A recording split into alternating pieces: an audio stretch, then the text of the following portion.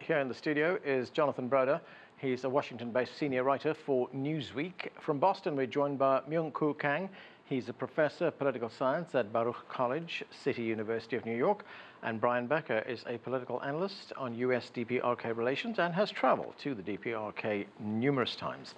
Thanks to all of you for being with us. Myung-koo Kang, let me start with you. The South Korean president, Moon Jae-in, has come to Washington, paid a visit to the White House. This visit comes at a very critical time. We're only weeks away from that planned summit between President Trump and President Kim Jong-un. But now we hear it could be in jeopardy. It could be postponed. President Moon, however, was very upbeat. Let's listen to part of what he had to say in the Oval Office. I have every confidence that President Trump will be successful to achieve an historic feat of making the upcoming U.S. DPRK summit successful and end the Korean War that has been lasting for the past 65 years. And also along the way, achieve complete denuclearization of the DPRK, establish a permanent peace regime on the Korean Peninsula, and normalize relations between the United States and the DPRK. I have every confidence that you will be able to make an historic turnaround in this sense, and I will spare no effort to provide all necessary support. So, Myung-koo Kang, do you think President Moon's optimism is justified? Not at the moment, of course. But I'm pretty much cautiously optimistic about the coming summit meeting between Kim Jong-un and President Trump. Because under this kind of uncertain situation, we need to think about, let's think about from a theoretical perspective. If the final outcome is really uncertain and the outcome itself is really risky, under such kind of situations, actors try to minimize the loss, not maximizing the gain. So in other words, from the President Trump's point of view, denuclearization, complete denuclearization, so-called CVD, and then some kind of compensation or economic assistance, that kind of scenario will be the best scenario. But from the perspective of Kim Jong-un, some simultaneous or staged or gradual denuclearization and guaranteeing the regime and then the security, guarantee the survival of the regime and the system itself and gaining more economic assistance or relieving the sanction. So these two best scenarios, optimal things they want to achieve through this summit meeting. But at the same time, if they just back down from this summit meeting, President Trump and then Kim Jong-un, both sides will lose more. So under this kind of risky and uncertain kind of situations, actors are likely to minimize the loss. So in that sense, to a certain degree, they're going to make some kind of compromise. Brian, the meeting between President Trump and President Moon, what did it achieve? Well, it gave an opportunity for Donald Trump and Moon Jae-in to both reaffirm their desire to have this summit. The media is taking away that President Trump said perhaps it won't happen. And if it doesn't happen, that's okay. It'll happen some other time. But the real function of this event and the press conference, this kind of extraordinary press conference, was for Donald Trump to reiterate the reasons why it should happen, why it will be a positive outcome, why it will be good for the DPRK, why it will be historic. And of course, the coins have already been minted with the image of Donald Trump and Kim Jong-un, signaling that Washington really has a lot vested in this outcome. So the other part that I thought was extremely important was Donald Trump saying no to John Bolton. He said there are going to be two Koreas. There's going to be a security guarantee for Kim Jong-un. It's a completely contrary message to John Bolton. Here we had the DPRK unilaterally saying we're going to suspend nuclear tests, unilaterally saying we're going to suspend missile technology tests, unilaterally saying we're going to shut down our nuclear site, to which John Bolton goes on TV and says, okay, now let's have the Libya model, which of course to the DPRK is the opposite of reciprocity, the opposite of synchronization. This was Donald Trump's efforts to roll back and slap down John Bolton in an effort, a last-minute, last-ditch effort to keep the summit on track. Jonathan, what is your view on this? We've been hearing tough talk from both sides. The DPRK saying at one point, well, you can't ask us to get rid of all of our nuclear weapons. Donald Trump talking about postponing the summit. Can we put this down to what, pre-summit posturing? I think that the North Koreans have been very, very consistent throughout the entire process of negotiations with the United States going back years. The North Koreans have always wanted an end to the hostile attitude of the United States toward North Korea. And what does that mean? They've wanted the United States to recognize them politically, which would mean to recognize the sovereignty of North Korea, which they've never done. They've wanted an end to the state of war, which has existed since the end of the Korean War in 1953. And they've wanted a lifting of the economic sanctions. And these have been the conditions that North Korea has wanted in exchange for denuclearization. Now, how North Korea defines denuclearization is going to be one of the main issues on the table when they meet in Singapore. As far as North Korea is concerned, that also includes the United States denuclearizing the Korean Peninsula. There's a U.S.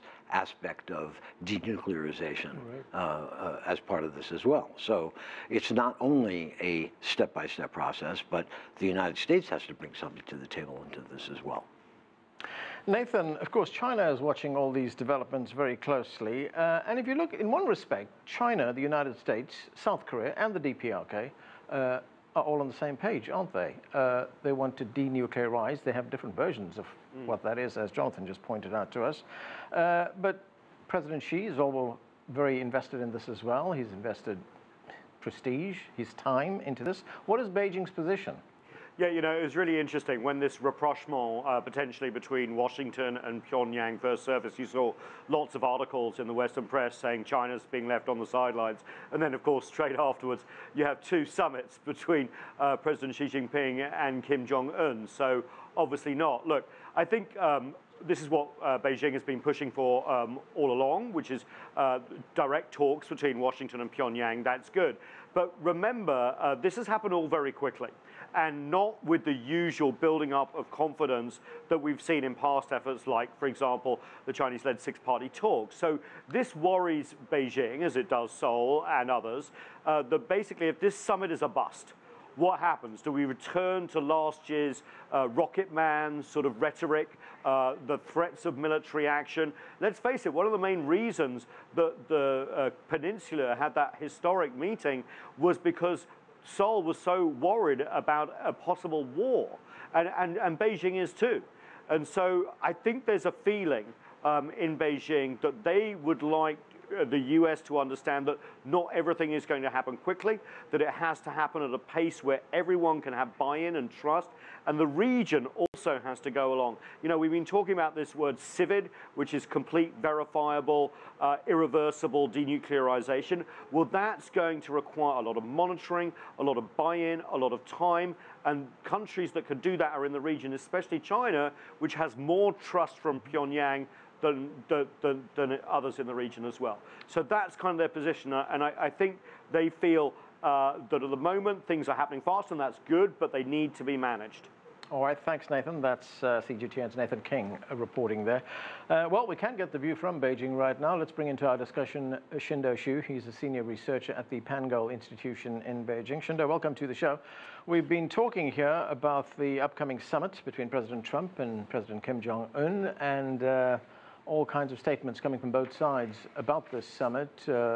Kim Jong-un saying, well, you can't expect us to get rid of all our nuclear weapons, and President Trump saying there's a possibility this could be postponed. What are expectations in China?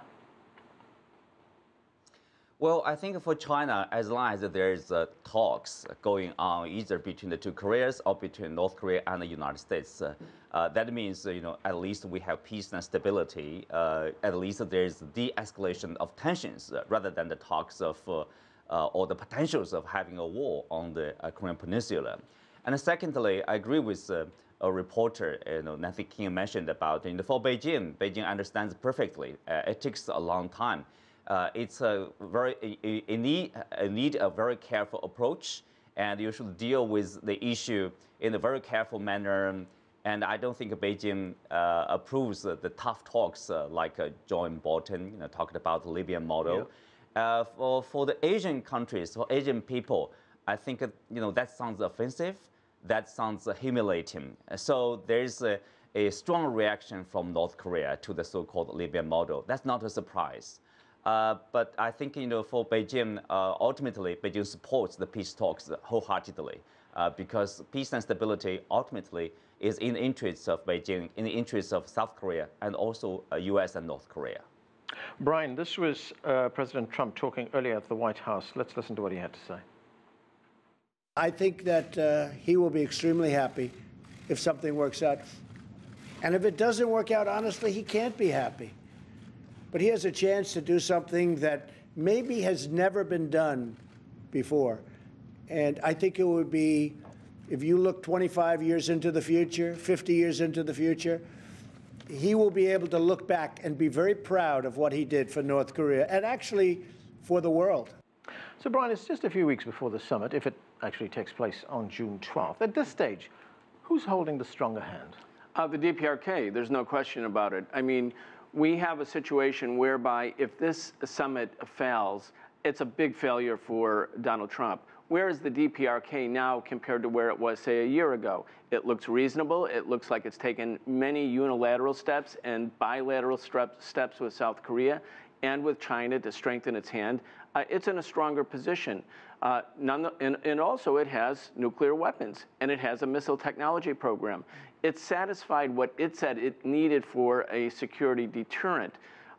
Ultimately, I think the whole world actually wants this to happen, except for perhaps some elements within the Washington military-industrial complex who are incentivized by constant tension and conflict in Korea. I think the world wants this to happen. So you have DPRK saying, yes, let's make this happen. What we really want is peace. That's a good message. We really want a peace treaty. We really want normalization of relations. We really want to be integrated into the world economy. This is what Beijing wants. This is what Russia wants. This is what the South Korean government wants right now. So it isolates the United States if this thing falls apart at this point. I'd say the cards are with DPRK, which is quite amazing given the fact that it's a small, relatively isolated country. They've done very well.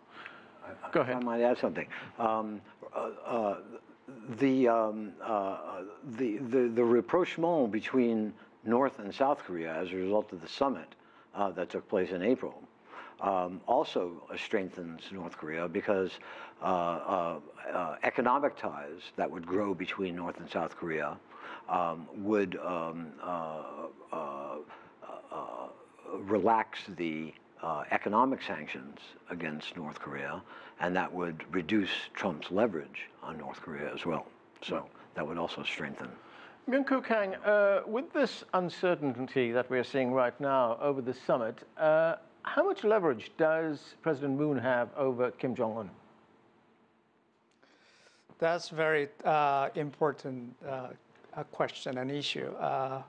Frankly, in today's summit meeting between President Moon and President Trump, President Moon should have brought something tangible, something substantial in terms of dealing with North Korean kind of back down or North Korean tactics in maximizing its own negotiation or the coming summit meeting. For instance, canceling the high-level talk between North and South Korea. Such kind of behavior is not good from a longer-term point of view. It's understandable, maximizing North Korean bargaining chip or negotiation, leverage. But in that context, President Moon should have probably brought, something hidden card in dealing with North Korea or some kind of intelligence information after he directly talked with, Kim Jong-un or KCIA's, some direct, meeting with some counterpart of North Korea. That kind of process would be quite essential and important. But frankly, so far, I'm not sure, what kind of thing President Moon has brought to President Trump in dealing with North Korea. Jonathan, we've been talking a little bit about the Libyan model here. Yes. This is the United States Vice President Mike Pence talking to the United States cable news channel Fox News. Let's listen. We really hope that Kim Jong-un will seize the opportunity to dismantle his nuclear weapons program and do so by peaceable means. You know, as the president made clear, you know, this will only end like the Libyan model ended if Kim Jong-un doesn't make a deal. Some people saw that as a threat. Well, I think it's more of a fact. I mean, President Trump made it clear the United States of America, under his leadership, is not going to tolerate the regime in North Korea possessing nuclear weapons and ballistic missiles that threaten the United States and our allies. So the Libyan model, that's going to be a deal breaker, isn't it? It is a deal breaker, and I think that it has already been jettisoned for all intents and purposes. You have to consider who was interviewing him, which is Fox News, right. Which is almost like state television in the United States, if there's an equivalent, and who the audience is. It's Donald Trump's base. I believe that Vice President Pence is speaking to Trump's base here.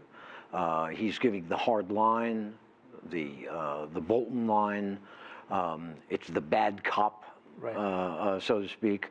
But what's really happening is, I think, what we see is more of a step. What we will see happening is more of a step-by-step process, a gradual concession for another concession on the other side, a process that has been proposed by Susan Thornton, who is the acting Assistant Secretary of State for Asia in the State Department. Which is much more of a diplomatic process as opposed to the Bolton model. Go ahead, Broder. Well, I kind of see it somewhat differently. I think Donald Trump's base is actually very excited about the summit. They're chanting Nobel Peace Prize, Nobel Peace Prize. They're not in a warmongering state. On the contrary, they want Trump to succeed with this. I think that for Pence to come back and to reiterate what Bolton said, which was so provocative, by reiterating and stating the Libya model, I think Trump sort of misspoke when he said, oh, this will only happen if we don't get a deal. I think he was trying to oddly reassure the DPRK, but misspoke. For Pence to come back and say that, I think it represents the fact that there is something of a debate going on inside the White House between John Bolton, the extremist, and you have Mike Pence, who has also sort of carted out that space for himself and who's positioning himself perhaps for 2020. So I think there's something of a difference of opinion, and it's reflective also within the larger Washington establishment, including within the Pentagon. So I think Mike Pence is out of step with the president on this one. Well, I think I saw someone had written that for Donald Trump, Alfred Nobel is more important than John Bolton. That's right. Myung-koo Kang, would it be fair to say that the DPRK has already made a number of concessions? I mean, we talked about some of them earlier on, the fact that it's pledged to stop its missile testing, it will close down one of its nuclear sites. It's released 3 Americans who were in prison. Right. So that is so true. I mean, it's quite understandable why North Korea is so upset, especially toward the South Korean government. So military exercise happened, joint military exercise happened, Mac Thunder. It was, it's one of the largest military exercises in the world. So after the summit meeting with President Moon, from the North Korean perspective, it's quite, violation of the Panmunjom Declaration or some kind of, reciprocal, some, peace-related, efforts from the South. I think that's the signal. But at the same time, as many people pointed out, from the North Korean point of view, Libyan model, John Bolton repeatedly talking about, a Libyan model or complete unconditional surrender or concession, unilateral concession from North Korean side. I think that is also, unacceptable from the North Korean perspective. So ultimately, as Chinese government suggested, some sort of double suspension or step-by-step, coordination would be a final compromise in this summit meeting process. Jonathan, of course, we know what happened to Muammar Gaddafi of Libya, but there is another element to this, another dimension, and that is, how does the U.S. violation of the Iran nuclear deal complicate these upcoming talks? I don't think it does. Yeah? I don't think it does. I think that the North Korean leader, Kim, views the opportunity here separate from what Trump did with Iran, completely separately from what Trump did with Iran. He will either make an agreement with Trump or he won't make an agreement with Trump, and Trump will either be reliable or not reliable, and he's compartmentalized his agreement or non-agreement with Trump from what has happened with Iran. That's my view of this. All right. Qinduo, President Trump has indicated that he believes that Kim Jong-un's tone changed after that second meeting that he held with President Xi Jinping of China, that meeting that took place in Dalian. This is what President Trump had to say about that. I think that President Xi is a world-class poker player. And I'd probably maybe doing the same thing that he would do. But I will say this, there was a somewhat different attitude after that meeting, and I'm a little surprised. Now, maybe nothing happened. I'm not blaming anybody, but I'm just saying maybe nothing happened and maybe it did. But there was a different attitude by the North Korean folks when after that meeting. So, Qinduo, what do you think President Trump is getting at here? Well, there are a lot of guesses about the Chinese influence, in particular the meeting in Dalian, northeastern part of China. I think, no, it's over speculation. Yes, the two leaders, President Xi and Kim Jong-un, they talked about the bilateral relationship mostly, and China encouraged President Kim Jong-un to go ahead and join the talks. And the goal of China is clear. That is denuclearization on the Korean Peninsula. That is the same with South Korea. That is the same with the United States. The approaches might be different, but the goal is firm and clear. The Chinese side has expressed it right after the first meeting between Mr. Xi and Mr. Kim. So I think China, yes, on one side, would be happy to strengthen the relationship with North Korea.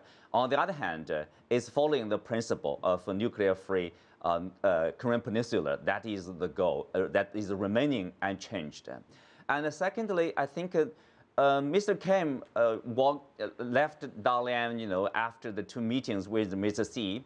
Possibly he does somehow change and become more confident, because somehow he has the backing of China to join the talks with the upcoming talks with Mr. Trump more confidently, because he has the endorsement of Beijing, the approval of Beijing.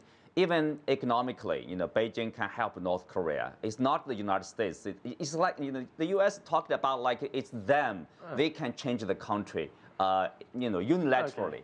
Okay. It's a bit overconfident. Okay, we're going to have to leave it there. Thanks to all of you for being with us. That is it for this edition of The Heat. I'm Anand Naidu in Washington, D.C. Thanks for being with us.